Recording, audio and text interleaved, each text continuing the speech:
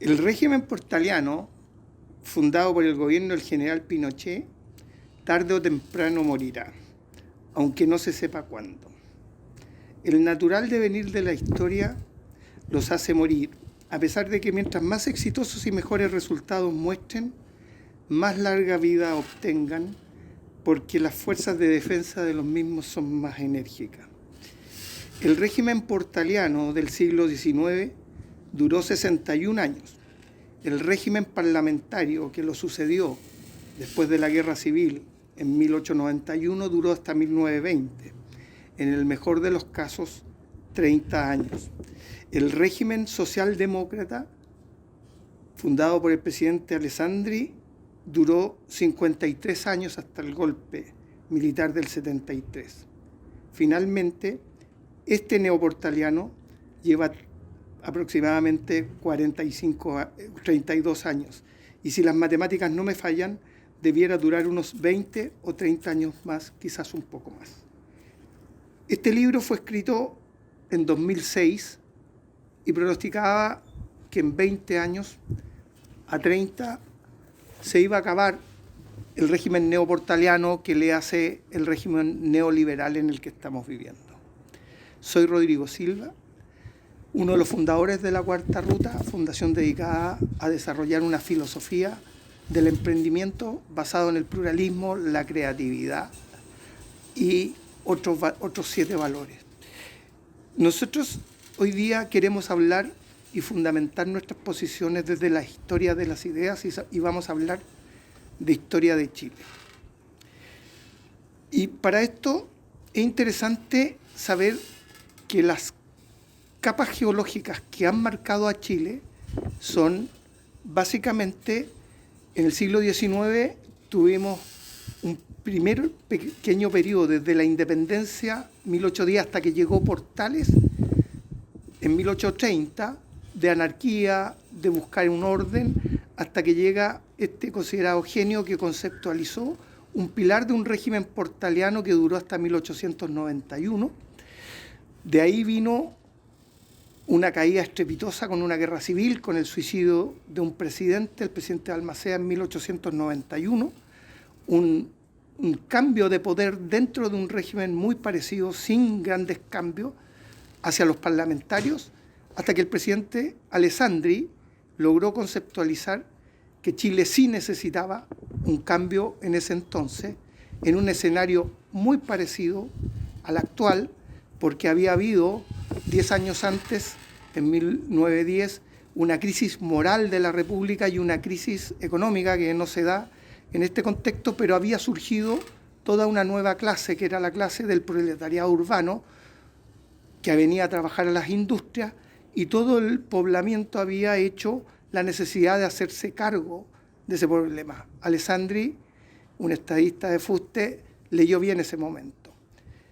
Y el cuarto periodo es lo que nosotros hemos llamado el periodo neoportaliano, que es este régimen neoliberal, un mix entre lo que inventó Pinochet y lo que adoptaron los gobiernos de la Concertación, y que cada uno de estos periodos obedece a determinados valores. Esas son las capas geológicas. Después vienen capas ideológicas.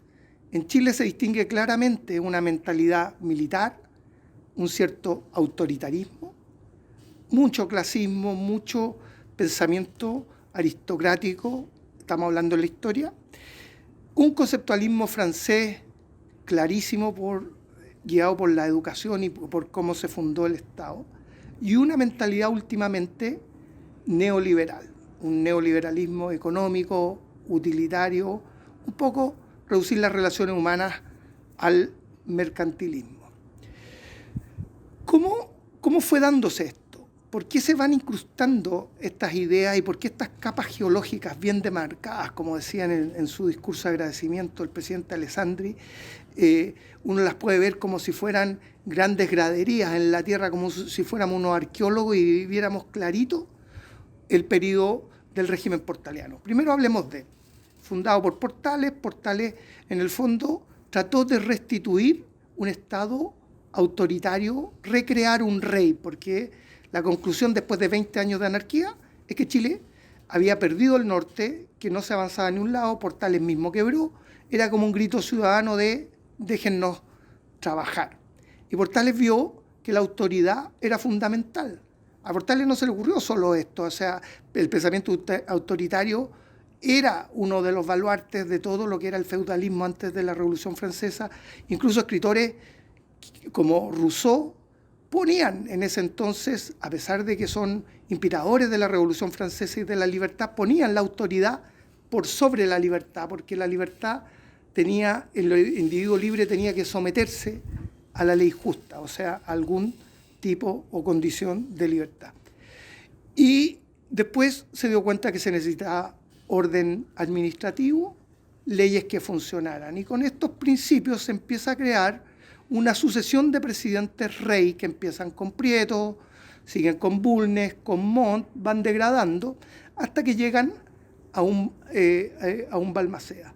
Ahí era un poco lo que en Historia de la Idea podía defender un Demestre, la idea de que hay que defender al rey, al verdugo y al papa. Eran estados también muy conservadores y religiosos. La primera crisis se da con un Balmaceda que defiende este régimen, pero no se compra la parte religiosa del régimen, no se compra y empiezan las leyes de matrimonios civiles y empieza un avance por ese lado.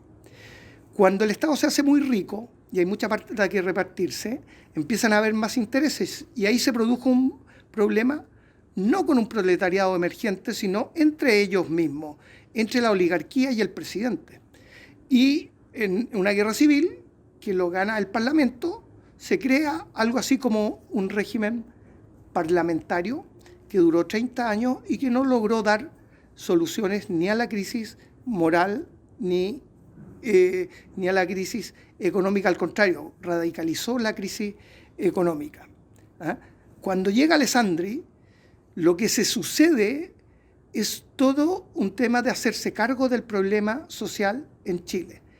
Pero la Iglesia se mete en esto también en forma positiva, a través del Padre Hurtado, la opción preferencial por los pobres y las corrientes que habían salido socialistas, marxistas. Acuérdense, en 1920 mismo, donde empieza lo de Alessandri, está también la revolución bolchevique, Rusia. Hay todo un problema que conduce en un contexto de guerras mundiales y que termina conduciendo a las guerras frías.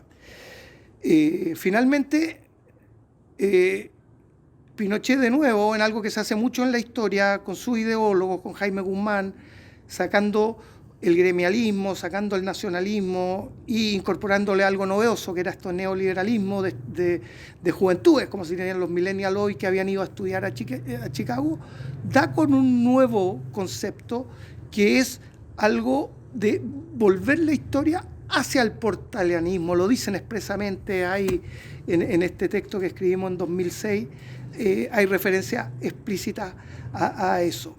Entonces, eso más o menos, como un gran resumen, son las 4 grandes capas geológicas. Ahora, ideológicamente, ¿por qué somos militares? La mayoría de la gente dice por Pinochet. No es Pinochet el que a nosotros nos ha conducido.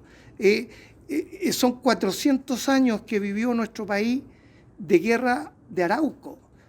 Durante el siglo XIX no hubo una sola generación sin guerra.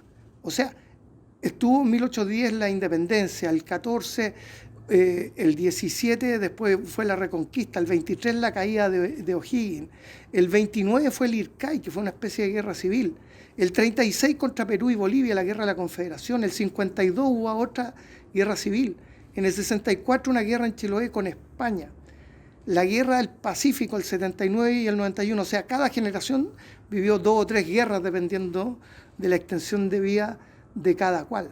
Eso genera una mentalidad, la necesidad de logística y también nos heredó cierta capacidad para administrarnos. Chile en todo ese periodo portaliano creció muchísimo más que el resto de América. Se puso en una de las principales 3 o 4 economías de toda América Latina, siendo la colonia más pobre. O sea, un periodo que no solo en Chile, en todo Occidente, en Francia, en Inglaterra, hasta 1914, se vivieron regímenes económicamente liberales extremos, que es lo que se llama el liberalismo clásico.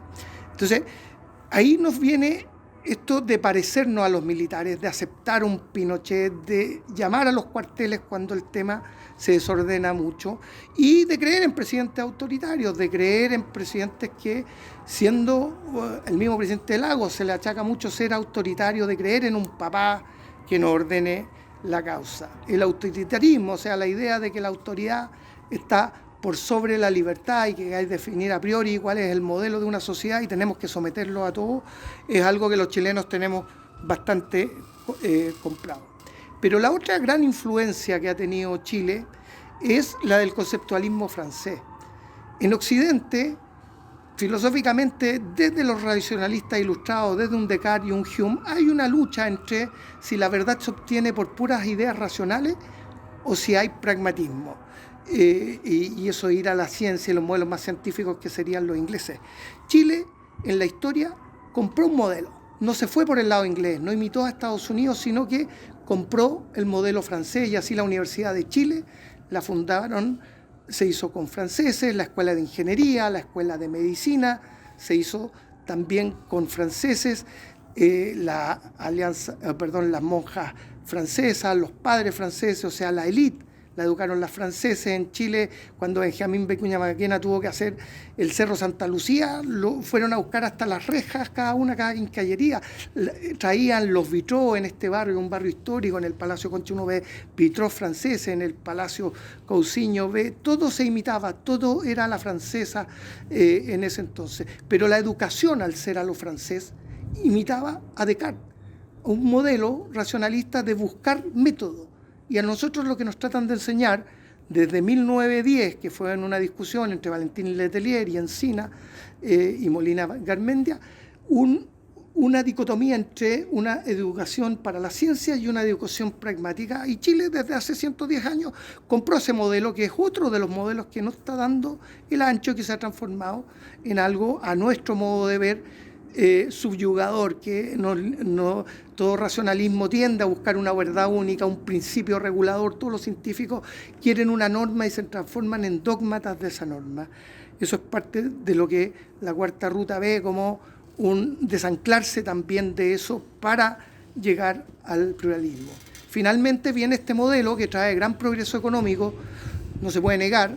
El país solamente en la década del 90 duplicó su PGB, cosa nunca antes vista, se lograron grandes consensos, ya sean discutibles o no discutibles, mirados con 30 años, pero se logró reducir la pobreza, se logró crear toda una nueva clase que viene de 1984 hasta la fecha, de emprendedores que son parecidos a lo que pasó con el proletariado urbano que les contaba.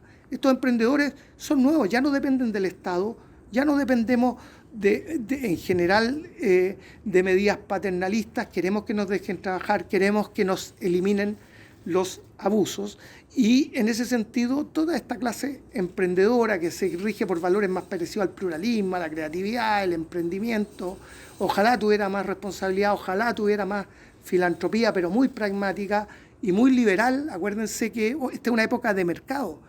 Voltaire ya anticipaba que era el mercado el que había hecho libre a Inglaterra, el mercado, el hecho de darle libertad a la gente, nos va haciendo libres. El punto es que en el contexto de esta crisis, en el contexto de este estallido social que lo más probable es que demande una nueva constitución, nosotros queremos hacer un llamado a que no tengamos miedo ante ese evento, porque tenemos muchas cosas, por lo menos los emprendedores, que corregir en esto. Y lo principal que hay que ver en esto es que, miren, cada uno de esos periodos requirió una nueva constitución. La de 1830, en 1891, se leyó al revés, o sea, era una nueva constitución. En lugar de decir que el presidente tenía que ser autoritario, el poder del Congreso con la misma, solo una cosa, como los filósofos dirían, de hermenéutica, de interpretación. Pero en 1920 ya necesitamos una constitución que le dio origen y que rescató muchas de las cosas del 33, un hilo, pero le dio origen a la nueva necesidad. Y en 1980 se hizo esta constitución con la idea de bloquear el sistema. Mucho de eso es cierto que está bloqueado. Esta constitución no es la misma que Pinochet, pero sigue siendo una constitución insuficiente y sigue manteniendo cosas como el rol subsidiario del Estado y sigue no jugándosela por un pluralismo de verdad en la sociedad. consecuencia, esta es una invitación a recorrer nuestra historia con más detalle para fomentar lo que viene, que para nosotros son estos valores de una sociedad mucho más pluralista, como se ven los jóvenes, mucho más emprendedora. Los jóvenes ya no quieren trabajar toda la vida en una empresa, quieren tener más experiencias de vida, mucho más fomentada a la creatividad, y nos están reclamando responsabilidad, que cuidemos el planeta. Hay éticas completas como la de Hans Jonas fundadas en el principio de la responsabilidad. La responsabilidad, usted véala en la relación con su hijo. Desde que nosotros estamos en la mano de nuestros padres, sentimos lo que es la responsabilidad y vamos cuidando hasta poder largar. Pero lo que estamos llamando a una mayoría de edad, a una apropiación, a una natalidad, como diría Hannah Arendt. Aquí en Chile tenemos gente muy inteligente, 1.800.000 emprendedores que no vamos a aceptar o vamos a defender con todas las ideas del emprendimiento, lo que nos ha aportado, y hay que considerar todo este viaje para ver qué es lo que ya está obsoleto y qué valor tuvo también a lo largo de la historia para que podamos construir algo sensato para adelante.